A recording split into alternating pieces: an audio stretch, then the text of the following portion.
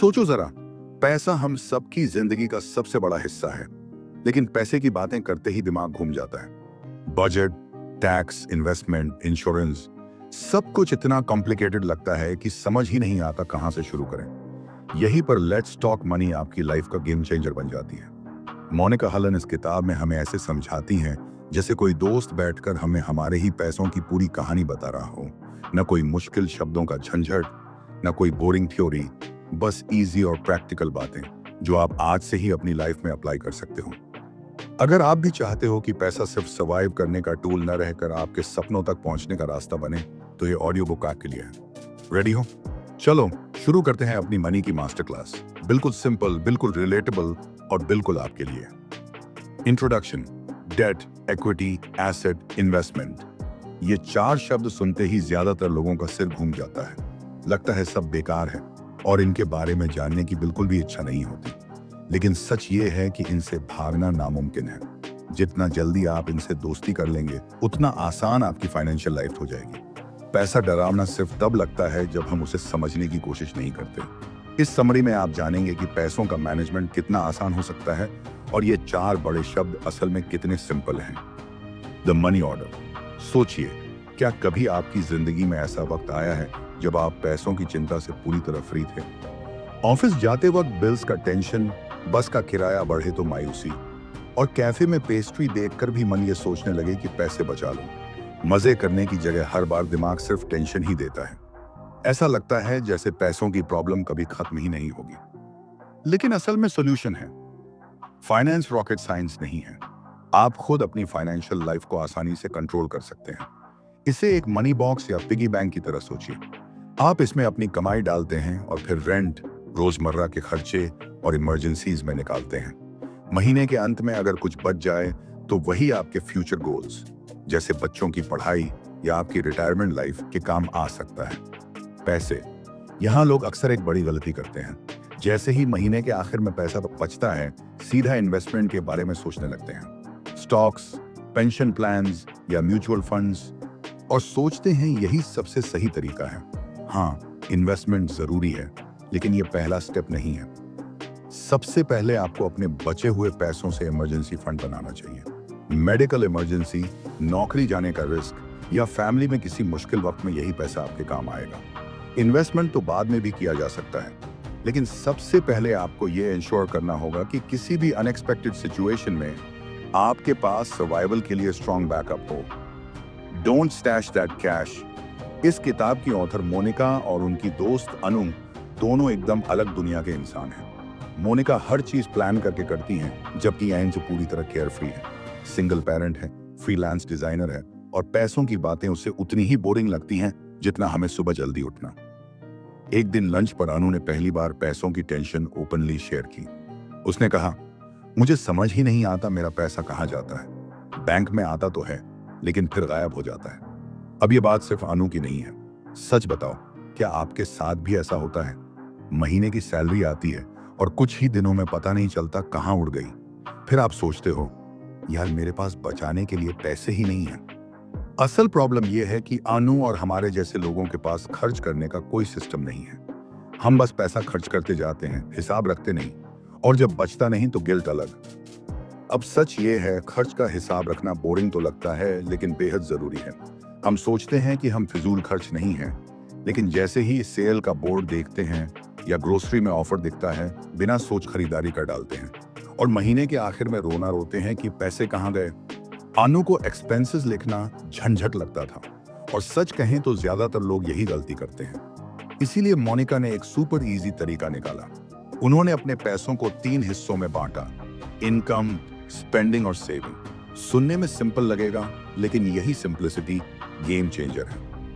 मोनिका 3 अलग अलग bank accounts रखती हैं। एक इनकम अकाउंट जहां सैलरी आती है, दूसरा स्पेंडेड अकाउंट जिसमें रोजमर्रा और महीने के सारे खर्चे चलते हैं, और तीसरा इन्वेस्टेड अकाउंट जिसमें बचा हुआ पैसा जाता है। और यह सिस्टम काम क्यों करता है? क्योंकि नामों में पावर है। जैसे आप अपने लॉन में घूमते मुर्गे को चीकू द चिकन नाम दे दो, तो क्या आप उसे खाकर मजे से बिरयानी बना पाओगे? मुश्किल है ना, क्योंकि नाम से अटैचमेंट हो जाती है।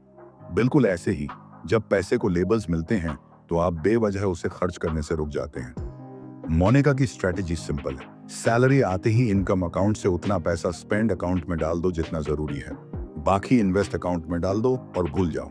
इंपॉर्टेंट रूल, इन्वेस्ट वाले पैसे को कभी खर्च वाले अकाउंट में मत डालो। अब आप सोच सकते हो मेरी सैलरी तो कम है, ये सिस्टम मेरे लिए कैसे चलेगा? लेकिन सोचो, सैलरी ही सिर्फ इनकम नहीं है। कभी रिलेटिव ने खाना खिला दिया तो उस दिन का खर्च बचा, ऑनलाइन शॉपिंग में रिफंड मिल गया, दोस्त ने उधार चुकता कर दिया, ये सब एक्स्ट्रा इनकम है और आपको इसे भी इनकम अकाउंट में डालना है, ना कि तुरंत उड़ा देना है। और हाँ, कैश कम से कम रखो, हाथ में कैश होगा तो उड़ भी जाएगा। ऑनलाइन बैंकिंग और डिजिटल पेमेंट इसीलिए हेल्पफुल है। मोनिका कहती हैं, पहले 3 महीने ये सिस्टम ट्राई करो, देखो क्या स्पेंड अकाउंट में डाला पैसा महीने भर के लिए काफी है या नहीं, क्या इन्वेस्ट अकाउंट में रेगुलरली पैसा जमा हो रहा है या नहीं। ये प्रोसेस आपके खर्च की आदतों को साफ साफ दिखा देगा और धीरे धीरे आप ज्यादा बचत करने लगोगे। असल में ये पूरा गेम है मेंटल अकाउंटिंग का। जब आप पैसों को नाम देते हो, दिमाग उसे रिस्पेक्ट करता है। वो आपको गिल्ट महसूस करवाता है जब आप बेवजह खर्च करने लगते हो, और इसी से आप धीरे धीरे एक स्ट्रॉन्ग फाइनेंशियल सिस्टम बना पाते हो। Finally we are investing. मान लो आप सोचते हो कि इन्वेस्टमेंट सिर्फ बड़े लोगों का काम है, आपके बस की बात नहीं। गेस व्हाट, मोनिका भी बिल्कुल ऐसा ही सोचती थी। उन्हें लगता था इन्वेस्टमेंट मुश्किल, डरावना और उनके बजट से बाहर है। लेकिन असली बात यह थी कि उनके पास पैसे थे, बस उन्हें सही तरह से मैनेज करना नहीं आता था। मोनिका की जिंदगी भी आसान नहीं थी। शादी के बाद घर चलाना मुश्किल था, फिर बेटी हुई और खर्च और बढ़ गए। मोनिका ने अपनी बेटी को वक्त देने के लिए नौकरी छोड़ दी। फैमिली और दोस्तों को लगा कि यह बड़ा गलत स्टेप है, लेकिन मोनिका ने कभी रिग्रेट नहीं किया। हाँ, स्ट्रगल बढ़ गया, बाहर खाना कम, हॉलिडेज ऑलमोस्ट जीरो और पैसों की टेंशन हमेशा साथ। लेकिन इसी स्ट्रगल ने उन्हें सिखाया कि थोड़ी मेहनत करके हिडन पैसे ढूंढे जा सकते हैं। ये लेसन सिर्फ मोनिका का नहीं, आपका भी है। अगर चाहो तो आप भी अपने बजट में पैसे निकाल सकते हो। तो फिर लोग इन्वेस्ट करने से डरते क्यों हैं? सबसे बड़ा एक्सक्यूज होता है, मेरे पास इन्वेस्ट करने के लिए पैसे ही नहीं है। लेकिन ये ऐसा ही है जैसे कहना कि मैं एक्सरसाइज तभी करूंगा जब मैं पहले से फिट हो जाऊं। रियलिटी ये है कि अगर आप सही ढंग से देखो तो हमेशा कुछ एक्स्ट्रा पैसे मिल ही जाते हैं। ट्रिक ये है कि मिलते ही उसे इनकम लेबल दे दो, वरना वो उड़ा दिया जाएगा। मोनिका के हिसाब से मीडिया भी हमें इन्वेस्टमेंट से डराता है। न्यूज या मूवीज में आपने देखा होगा, स्क्रीन पर ग्राफ्स ऊपर नीचे भाग रहे हैं, लोग फास्ट चिल्ला रहे हैं और हर जगह कॉम्प्लिकेटेड शब्द। वो सब ट्रेडर की दुनिया है। लेकिन आप ट्रेडर नहीं, इन्वेस्टर हो। दोनों में जमीन आसमान का फर्क है।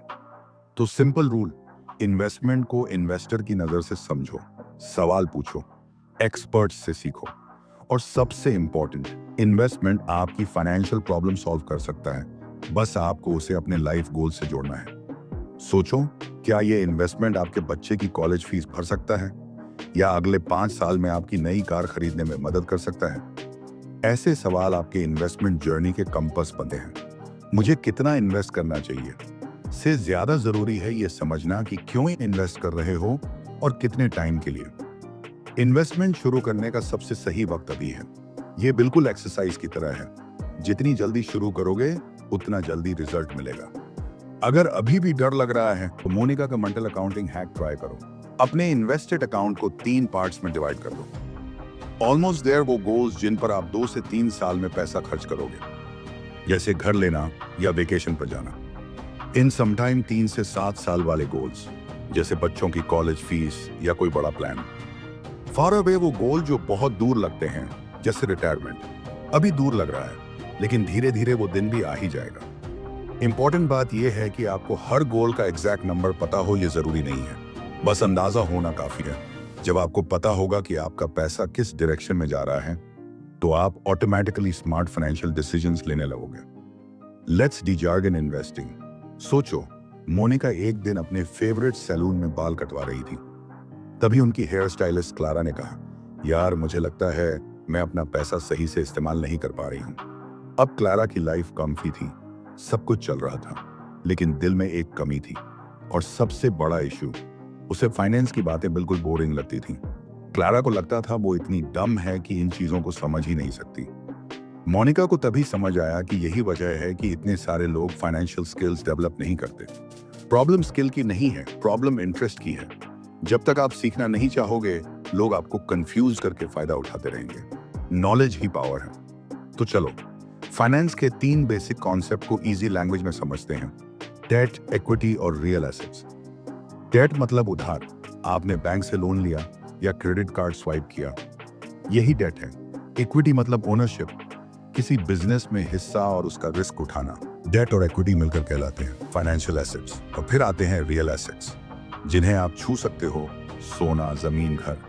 अब इमेजिन करो आपका मनी बॉक्स, उसमें डेट, इक्विटी और रियल एसेट्स तीनों की जगह होनी चाहिए। डेट का एग्जांपल सिंपल है। मान लो आपने बैंक में पैसे जमा किए, तो टेक्निकली आप बैंक को उधार दे रहे हो। बैंक उस पैसे से काम करता है और आपको इंटरेस्ट देता है। Win win situation.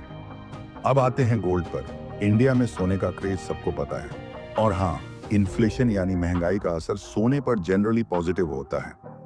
समय के साथ उसकी वैल्यू बढ़ती है। लेकिन गोल्ड में भी 2 बड़ी दिक्कतें हैं। ये इंटरेस्ट नहीं देता और आप इसे लोन पर दूसरों को नहीं दे सकते।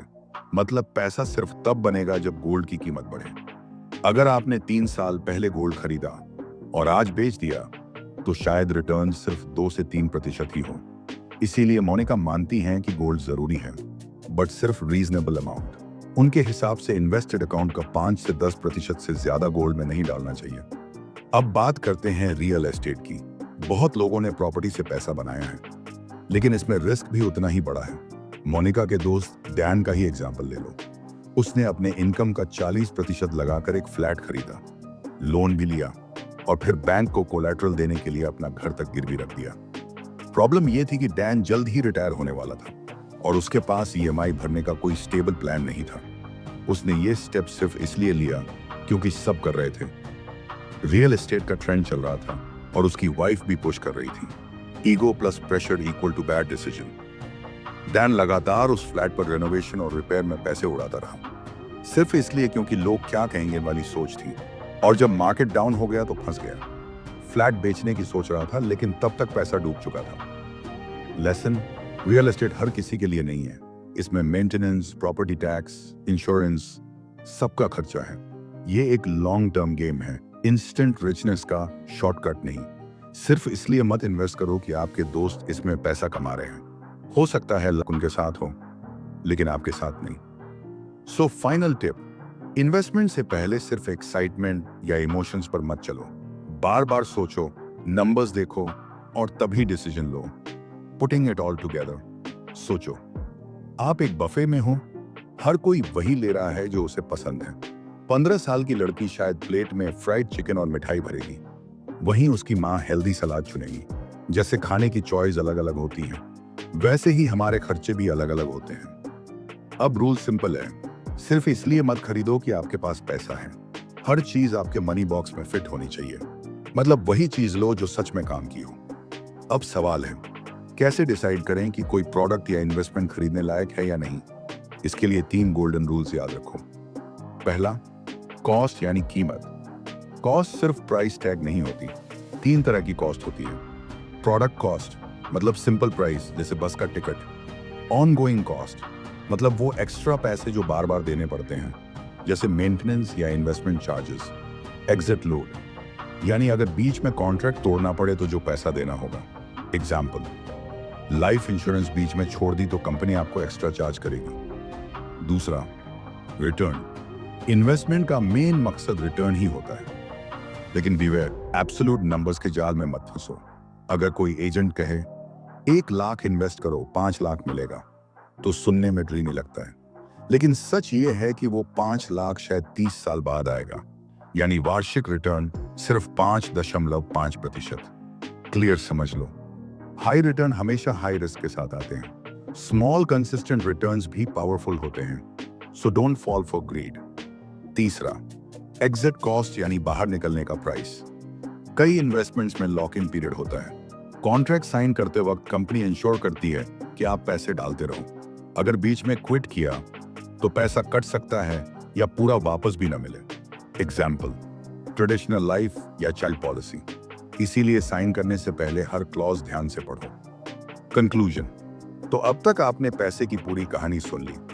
और शायद अब फाइनेंस उतना बोरिंग या कंफ्यूजिंग नहीं लग रहा होगा जितना पहले लगता था। आपने सीखा कि पैसा डरावना नहीं होता। डरावनी चीज होती है हमारी इग्नोरेंस। बस नॉलेज पकड़ो और गेम बदल जाएगा। आपने समझा कि मनी बॉक्स माइंडसेट सबसे पावरफुल हैक है। इनकम डालो, खर्च निकालो और बचत को सही जगह पार्क करो। इमरजेंसी फंड पहले, इन्वेस्टमेंट्स बाद में। आपने जाना कि 3 मेन प्लेयर्स कौन हैं: डेट, इक्विटी और रियल एसेट्स। इनके बिना इन्वेस्टिंग का गेम अधूरा है। और हाँ, हर प्रोडक्ट इन्वेस्टिंग के लायक नहीं होता। हमेशा 3 सवाल पूछो: इसकी कॉस्ट क्या है, इसका रिटर्न कितना रियल है, और एग्जिट करने पर क्या प्राइस देना पड़ेगा। ये 3 फिल्टर आपकी मनी को लॉस से बचाएंगे और सही जगह ग्रो करने देंगे। सबसे बड़ा ट्रूथ यही है कि जितना आप सीखते जाओगे उतनी आपकी मनी और कॉन्फिडेंस दोनों ग्रो करेंगे। नॉलेज इक्वल टू पावर, और ये पावर आपकी लाइफ को नेक्स्ट लेवल पर ले जा सकती है। अब आपकी बारी है। जो सीखा है उसे एक्शन में लाओ। आज ही अपने पैसों का हिसाब बनाओ, अपनी प्रायोरिटी सेट करो और धीरे धीरे इन्वेस्टिंग की जर्नी शुरू करो। याद रखो, स्मॉल कंसिस्टेंट स्टेप्स ही आपको फाइनेंशियल फ्रीडम तक ले जाएंगे। So let's talk money is not just a book, it's your new mindset. और इस माइंडसेट के साथ आप सिर्फ पैसे नहीं बल्कि अपनी पूरी लाइफ को अपग्रेड कर सकते हो। सो दोस्तों, इस ऑडियो बुक की समरी यहीं खत्म होती है, लेकिन असली सीख अब शुरू होती है। कैसे आप इस नॉलेज को अपनी जिंदगी में यूज करेंगे। देखो, ऑडियो बुक सिर्फ सुनने की चीज नहीं है, बल्कि फील करने और अप्लाई करने की चीज है। इसीलिए मेरा फ्रेंडली सुझाव है, इसे सुनने का एक सही टाइम फिक्स करो। सुबह वॉक के बाद सुनो, ताकि फ्रेश माइंड के साथ ये आइडियाज आपकी मेमोरी में बैठ जाए। एक्सरसाइज के बाद सुनो, ताकि बॉडी और माइंड दोनों एक साथ एक्टिव हों। लंच ब्रेक के बाद सुनो, ताकि आप पूरे दिन एनर्जाइज्ड रहो। या फिर शाम को रिलैक्स करते वक्त और सोने से पहले सुनो, ताकि आपका सबकॉन्शियस माइंड इस नॉलेज को प्रोसेस करे। लेकिन याद रखना, कुछ भी ज्यादा डेंजरस होता है। दिन भर ऑडियो बुक्स सुनते रहना जरूरी नहीं है। रोज सिर्फ 1 या मैक्स 2 समरीज सुनना परफेक्ट है। इससे आप ओवरलोड भी नहीं होंगे और हर एक किताब की सीख को प्रॉपर्ली अप्लाई कर पाओगे। और अब बात असल अगले स्टेप की। आपने कम्युनिकेशंस, मनी और माइंडसेट की पावरफुल लर्निंग्स ले ली हैं, लेकिन इन सबको वर्क करने के लिए चाहिए एक स्ट्रॉन्ग रूटीन। और यही आपको मिलेगा हमारी अगली ऑडियो बुक में, रॉबिन शर्मा की वर्ल्ड फेमस किताब द 5 AM क्लब। इस बुक में आप सीखोगे कैसे सुबह का 1 घंटा आपकी पूरी जिंदगी बदल सकता है। तो अभी डिस्क्रिप्शन या नेक्स्ट वीडियो पर क्लिक करो और अपनी सुबह को अपना सुपर पावर बनाओ।